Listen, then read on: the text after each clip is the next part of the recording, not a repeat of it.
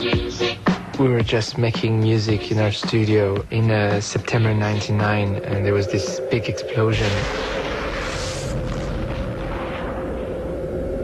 The only thing we remember after is looking like robots and being maybe half human, half robots. We are wearing masks because it was a good thing for us, because we don't have to show our face and we don't have to hide our face anymore, because now that we became in a way robots.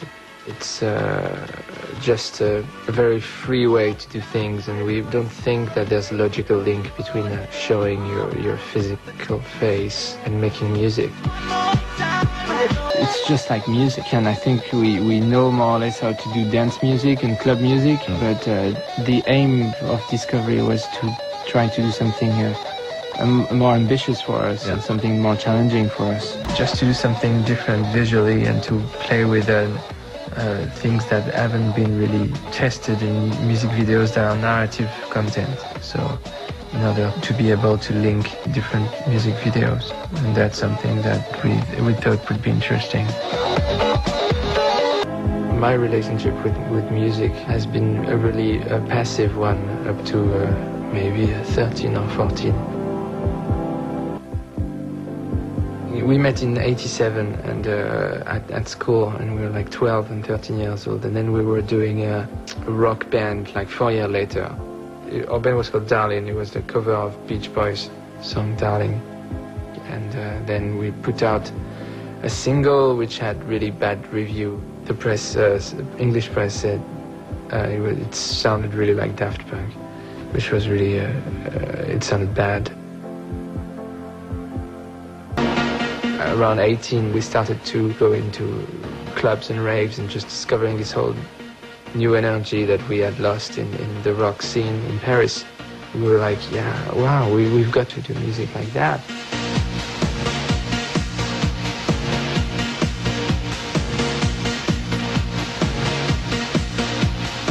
Just got like $1,500 for my 18th birthday, which is some money, but not like a lot. And with this, we just bought like a small sampler and a small synthesizer, a small drum machine, and not even drum machines, a little effect unit and a sequencer, but very, very basic, like 3 machines, and just with a ghetto blaster and just in the bedroom. And that's how we recorded our first single. It'll be okay. Clean's great debut. Yeah, my doctor said it's a clean break, which is good. My kid, he busted up his ankle a while back. We were lucky and very fortunate to meet very interesting directors and that people that would agree with us, and we would work just on the first video with Spike Jonze.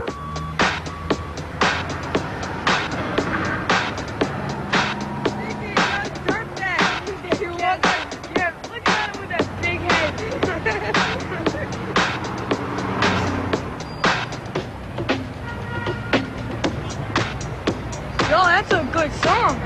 Oh, thanks.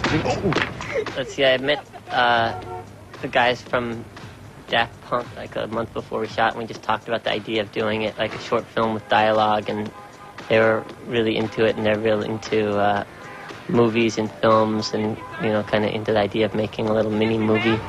One of those songs that kind of has a strut to it, kind of like Saturday Night Fever kind of thing. So it's like, I thought it'd be good to have a guy in the city who feels pretty big and feels like cool, and it's like walking around listening to his song, and and that was sort of the start of it.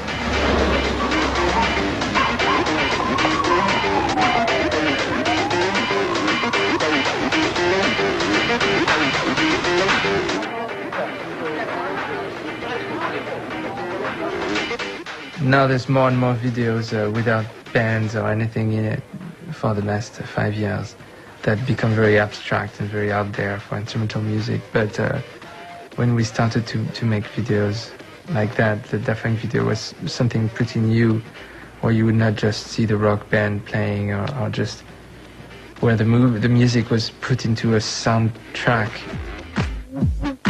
We found our way for the first album quite quickly, and that's maybe the biggest surprise is not the success, but to see that after Daft Punk we made like many tracks around that, and it was something that was going well with Daft Punk and was different from what we heard at the time, which was trance and from Germany and stuff like that. And what we did was different and maybe had an influence from Chicago, but was still different. So I think that's the best thing we did, is to find like an identity, a sound really quick on the first album.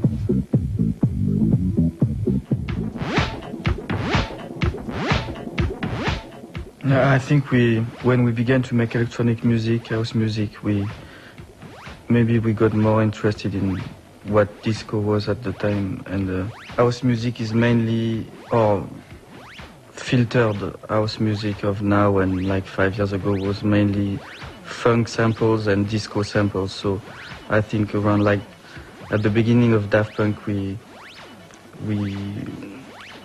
tried to know all the influences of house music, and you had some Kraftwerk stuff, some more European stuff, and you had at the same time some US Chicago house who was funk and also disco samples. So maybe there was a period where we picked up, and especially Thomas, I remember when we were DJing, used to pick up some old disco records that we didn't know when we were 5 or 6, but that we rediscovered.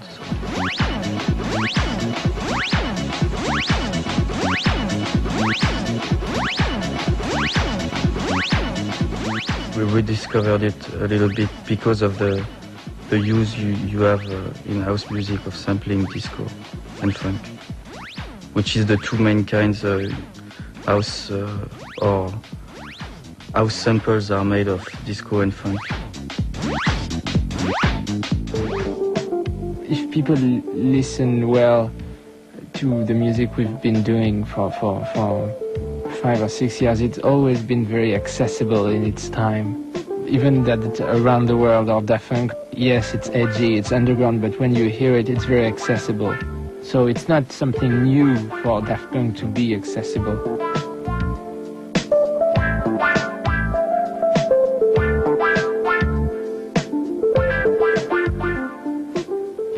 The most fun and the best part, even in Discovery, was making it and recording it, and not which was the dissatisfaction was bigger than the satisfaction of having completed it. There's more and more normality in art and in media, and everybody sounds the same and looks the same and goes through the same promotional stages. It's been a long time like that, but today I think what house music and techno music showed is that people could make full records, albums at home, so without the need of a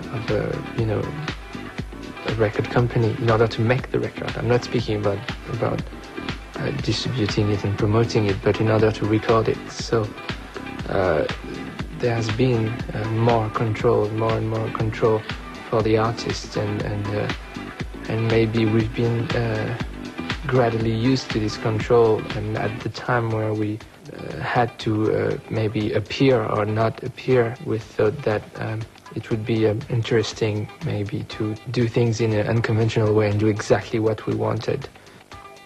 We've always done only what we wanted, and that's what we're still doing.